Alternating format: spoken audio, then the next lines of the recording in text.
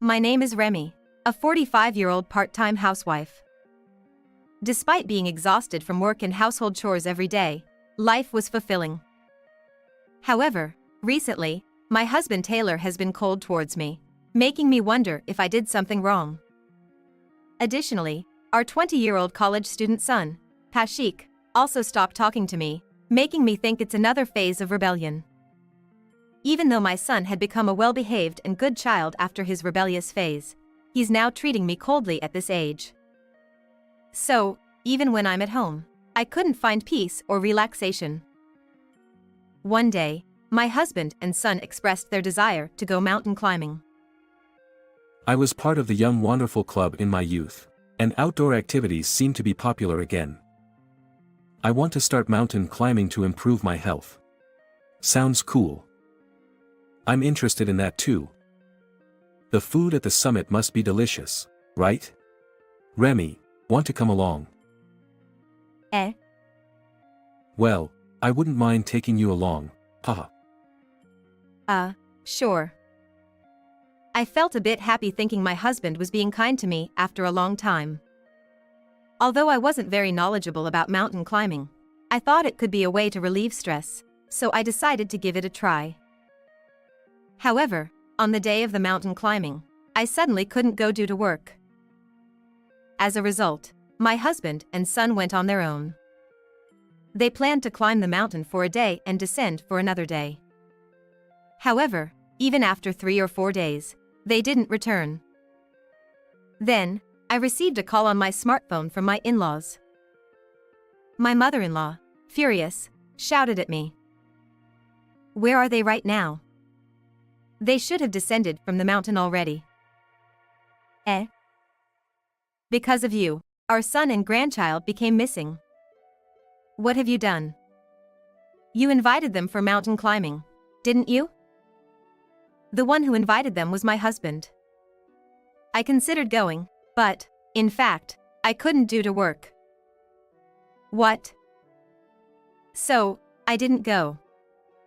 I'm at home right now. What does that mean? Why are you at home now? Well, suddenly I got called for work, and I couldn't go. So, I asked them to go without me. I finished work and just came back now. Huh? But they said they would stop by here once they descended from the mountain. I prepared a lot of food waiting for them. Don't complicate things. I thought something had happened. Oh, but maybe they're not on the mountain. Maybe they're somewhere else. Huh? What do you mean by that? Maybe overseas. When I was cleaning the room earlier, I noticed that my husband and son's passports were missing. What? My mother-in-law was quite surprised and raised her voice. I also noticed earlier while cleaning that my husband and son's passports were missing, so I just thought they might be overseas. But even if they went somewhere, where could it be? If my husband and son went overseas, I became curious about their purpose. It would be fine if it were just a trip, but why did they mention mountain climbing? It might be some kind of camouflage, and if that's the case, there must be some suspicious reason. I wondered if they were planning something dangerous and were going to escape. However, I couldn't believe that my husband and son would do such a thing. A week passed, and still, my husband and son didn't return. It's summer vacation for my son at university, but my husband should have work. I wondered how they could be away from home for such a long time. Of course, I filed a missing persons report with the police, but they couldn't be found. Maybe they've become missing for real. But where could they be? If I had gone with them, this wouldn't have happened, would it? What should I do? Despite being treated coldly, my concern for my dear husband and son didn't change, and I couldn't stop worrying. Even while working, I found my mind constantly occupied with thoughts of my husband and son, making it difficult to focus. As a surgeon, if I lose concentration, it could lead to medical mistakes. Every time before surgery, I had to gather my strength, holding back the urge to cry. On that day, I couldn't go because there was an emergency surgery. If that surgery hadn't come up, maybe this wouldn't have happened. Because I'm a surgeon, I couldn't help but think my husband and son might be in a dangerous situation. It felt like my chest was about to burst. One day, I heard a strange story from a friend. It was such an outrageous tale that my eyes nearly popped out. I got angry, thinking, those idiots. What on earth are they up to? I won't forgive them anymore. After that, I went to my in-laws' house, where both my mother-in-law and father-in-law were surprised to hear my story. Although my mother-in-law usually had a somewhat unpleasant way of speaking, she wasn't inherently malicious. Perhaps she was just not good at socializing. My father-in-law, despite giving off an intimidating impression, seemed like a good person at heart. So that's what happened. I'm sorry, Remy. It's okay. Because of you, I thought Taylor and Kashik were in danger. I'm really sorry. No, it's fine. They probably lied to both you and me. Even so, what a ridiculous story. If that's true, those two are idiots. Yeah, I was quite surprised too. Well, they'll probably come back eventually, and when they do, let's give them a piece of our minds. Several days later, my husband and son returned home, acting as if nothing happened. Since I had received a prior notice, I pretended to be calm. As they were much later than initially planned, my husband started making excuses. Oh, we decided to climb other mountains too, so we changed the plans last minute. Right, Kashik? Exactly, we've become addicted to mountain climbing. So, we climbed a lot. And we even went to hot springs afterward. Ha ha ha, we've become very healthy. It feels so refreshing. I feel so refreshed. We made some great memories. Well, I guess you did something bad, felt refreshed, and made good memories. You were conducting some suspicious seminar overseas. Why would you say that? You held a volunteer event to help underprivileged children in the Philippines or something, right? And you organized a questionable seminar in a high-end tower condo in Salcedo. Well. And you were recruiting interpreters who could speak English and Tagalog, right? My friend accidentally applied because she thought it was a legitimate opportunity. She has a friend who is half Filipino and fluent in both languages. She works as a freelance interpreter through crowdsourcing. She applied for the job after seeing it, but as she listened to the details, she found it suspicious. Apparently, they asked her to transfer $15,000 as membership fees. She wondered why an interpreter had to pay such fees. That's the person who backed out at the end, right, Isa? Yes, you nailed it. Isa is my friend. My husband, who is a company employee, had mentioned wanting to start a business before. It seems he came up with the idea of a fraudulent business. He pretended to conduct charity work in the Philippines and recruited online interpreters, but it was full of suspicion. My friend Isa, being half Filipino and fluent in both English and Tagalog, applied for the job thinking she could contribute to her mother's home country. However, when they asked her for a substantial membership fee up front, she felt uneasy and reached out to her Filipino friend, Andy. Isa had lived in the Philippines until elementary school, so she had many friends there. Andy, who could speak some languages, helped her investigate the strange seminar my husband and son were organizing. It was hearsay, but the general idea was as follows. Thank you all for sympathizing with our cause. If you want to donate more, please register on my account and transfer the funds to the account afterward.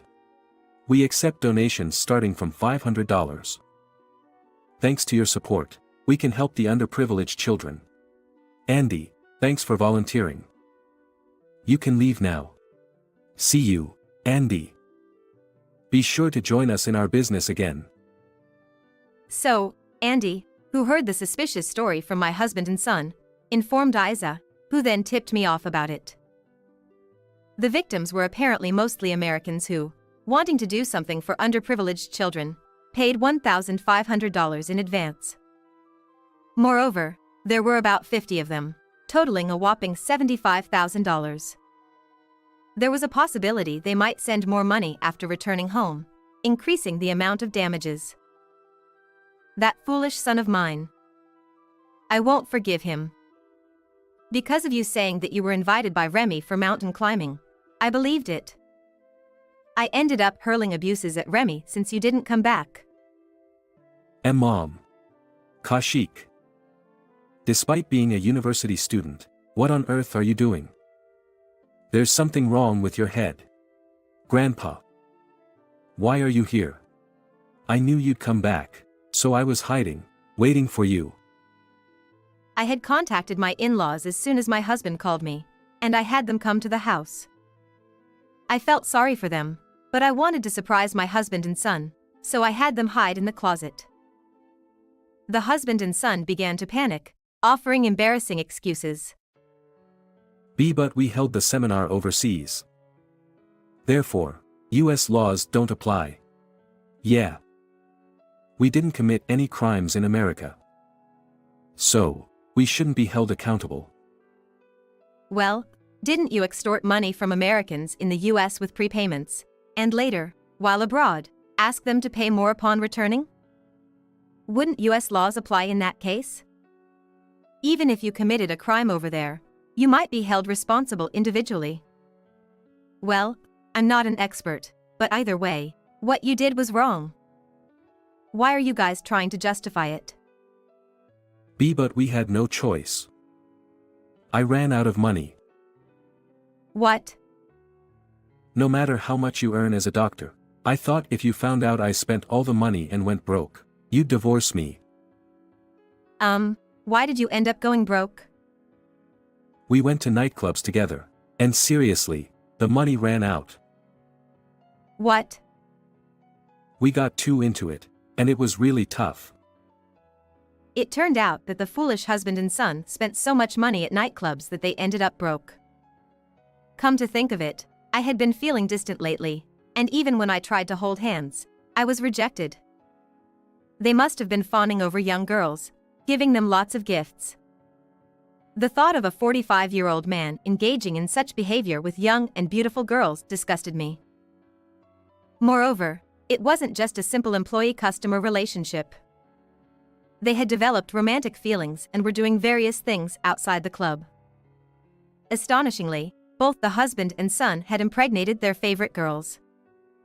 It seemed that they had to earn money for hospitalization and child support, leading them to the idea of a fraudulent business. At this point, I couldn't help but think that their heads were in the clouds, and they must be exceptionally happy. I was disgusted with my husband and son, who confessed everything. You idiots. What the hell have you done? You're no longer my son. Don't be so mad. I didn't do anything wrong. Remy is to blame for neglecting us and always working. What? You always say you're working, leaving the house late at night, right? That's why I got fed up. But, didn't you marry me knowing I'm a surgeon? I'm working hard for the family and the patients. It's terrible. You probably knew I wouldn't be able to go mountain climbing because I've been busy with surgeries lately. Did you foresee from the beginning that I wouldn't be able to go? Oh, yeah. I invited you just in case, trying to hide it from you. Well, it's not mountain climbing, though. You're always busy with work. Yeah, you don't care about us. Wait a minute. You're the one who repeated a year and dares to say such things. I'm the one paying your extra tuition. So what? I won't pay the tuition anymore. If you want to graduate from college, figure it out yourself. No, don't do that. Don't come to me only when you need money. Ask your dad, then. I can't. I got fired from the company. What? Actually, I was accused of harassing a young female employee, and I got fired. Another shocking revelation came out. This foolish husband had already been fired from his job. So that's why he could stay overseas for an extended period without any worries. Spending money recklessly at nightclubs, impregnating girls, getting fired from work for harassment. It was giving me a headache. How could someone make such foolish decisions? This statement angered my mother-in-law, and things took a turn for the worse. She scolded my husband loudly and began packing his belongings in their bedroom. You're already dumped by Remy. Live around here or something? Idiot. Wait, Mom, what are you doing? I'm organizing your stuff. Can't you see? Look, is this fine? Wait. EW, you were going to such places. Disgusting. Stop it. You scumbag. You won't be allowed in our home again. Disappear from our sight. That's right, kneel down and apologize to Remy first. Then never show yourself in front of us again. W8. Kashik, apologize too. Come on, Granny. Stop whining and kneel down. Thus, my husband and son knelt down facing me. They were sobbing, and it felt as if I were bullying them, which I disliked. I loved my husband, and I had taken care of my son. However, it was true that I couldn't give them much attention due to my busy job. But that didn't justify their criminal actions. I might have some points to reflect on, but I couldn't forgive my husband and son for committing crimes and destroying our family. My husband and son left the house with their belongings. I'm sorry for that time. I was truly out of my mind. No problem. Sorry for jumping to conclusions. Be happy from now on. Sure. Well, we'll be going. And so, my in-laws left. I was left alone in the house, wondering what to do next. First, I had to get a divorce from my husband. I didn't think I could rebuild anything with such a husband. After the divorce, I decided to relinquish my role as a parent and let go of my son. If my efforts and love didn't get through to him, then he wasn't worth worrying about. He was already an adult, and at this point, anything I did wouldn't change anything. After the divorce, my ex-husband paid me alimony for his infidelity. Being broke, having impregnated girls, and having lost his job, he borrowed money and gave it to me.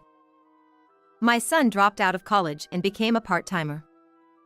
Since he had always hated studying and even repeated a year, I thought it was fine for him not to go. Then, my ex-husband and son were sued for fraud due to their deceptive actions, facing serious charges. I felt a bit sorry for them, considering the substantial amount of the damages, around $100,000. The victims were probably furious, and while it might be wrong to be deceived, the ones taking advantage of goodwill were worse. I was relieved that my friend Isa wasn't fooled. I decided to forget about my ex-husband and son, focusing on being a surgeon. This story may have been quite dramatic, but life goes on. How was this story for you? Don't forget to subscribe to the channel. Thank you. Well then, let's meet again in the next video.